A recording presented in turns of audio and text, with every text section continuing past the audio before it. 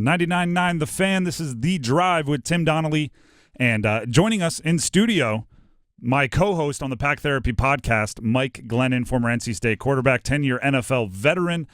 Mike, thanks for jumping in. First of all, go find the podcast. Episode 1 already out. Episode 2 is coming out in time for your morning commute on Friday. We're talking defense on NC State this week. Offense preview already out. While you're here, though, Sam Howell, right? I kind of like to bring you in to just nerd out on quarterbacks. Sam Howell went from being named the starting quarterback way later than I thought he should to absolutely Monday Night Football playing the role of a starting quarterback in the NFL, right? Doing what he should do, making the plays he should make, getting the ball to his playmakers, and then pulled it at halftime.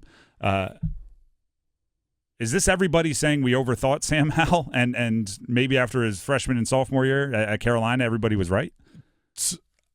I never thought he should have gone in the 5th round. I'm not trying to play hindsight like I'm Mr. Right, but I don't really know why he fell that far. I was still playing, so I didn't get to watch him a ton that last year at Carolina. I thought he was I didn't think he was a first-round pick. I thought he was probably more of a second, maybe third. Day 2, yeah. So I don't know why he fell, but he shows like he can belong and he can play, and he played really well. I mean, you don't want to take away anything. He played really well.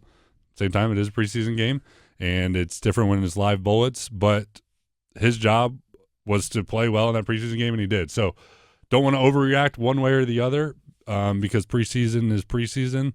But he looked the part for sure. The other interesting thing that popped out of it is Terry McLaurin gets the turf toe, and anyone that's ever followed any kind of football, if you're a fantasy football player or just a fan of a specific team, you know that turf toe pops up and you're like, oh gosh, this could be around all season, or they could be back in time for week 1, and it's never a thing.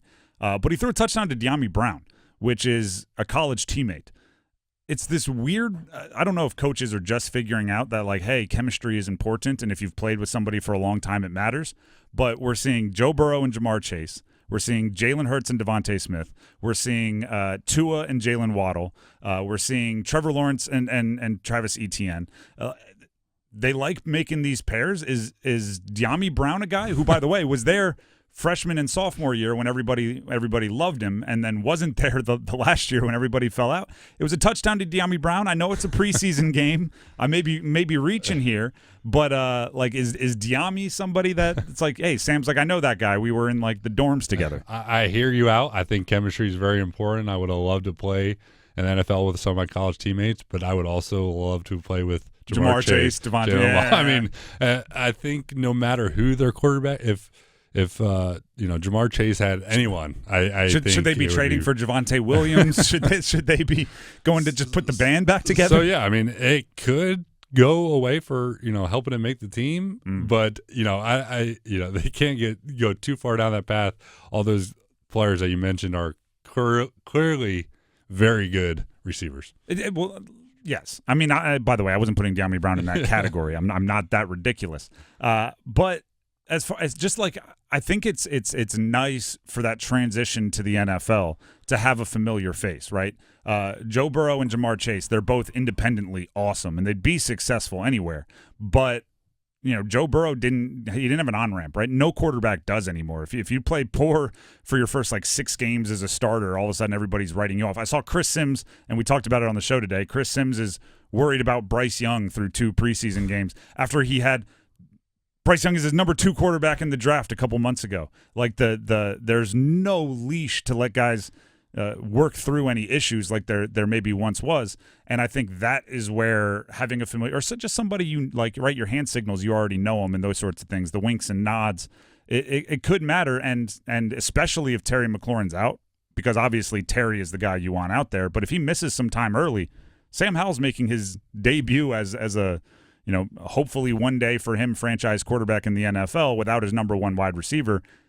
If you're putting in your buddy there, it's better than putting in some other, 3rd or 4th wide receiver on the roster. Yeah, I definitely saw that. I mean, my rookie year in Tampa, we brought in Jordan Rodgers to be the practice squad quarterback, and I think a big part of that was because I had trained for the draft with Jordan, and they knew he was my buddy, and they needed someone, and they felt like, let's have a guy that Mike's our starting quarterback. Let's bring in a guy that he's comfortable with, and even if it's just for the meeting rooms or around the building and all that.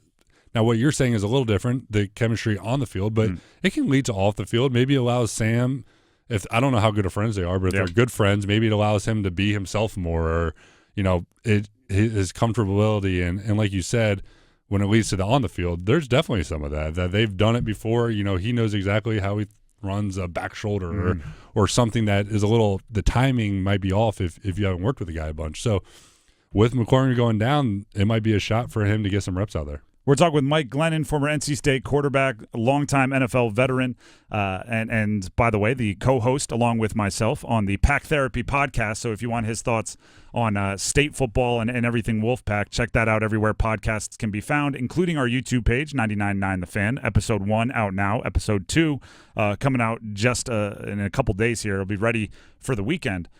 Speaking of state, they play Notre Dame week 2, or their second game. Week 0, I guess, is what's going on now.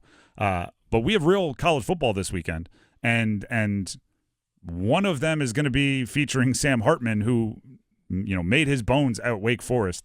38 touchdowns, 39 touchdowns the last 2 years. Now he's at Notre Dame, which 38 or 39 would set the Notre Dame record for touchdown passes in a season. What do you see for Sam as he tries to, I don't know if you saw it, the NIL deal. Yeah. He got everybody Beats by Dre headphones, right? Gave them all to the team in an NIL deal.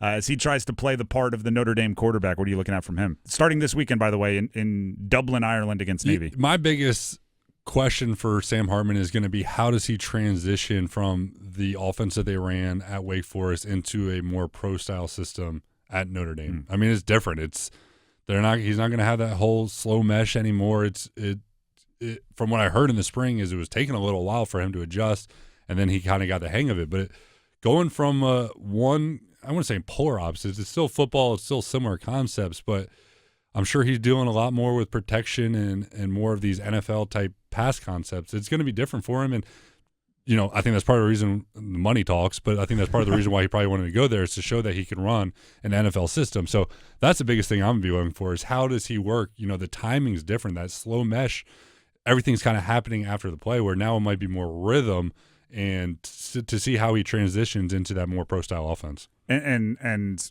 with that kind of being the idea, could he be like a I mean, it's not quite a Kenny Pickett, because Kenny was so much better his final year than he was the previous 12 he was in college at Pitt.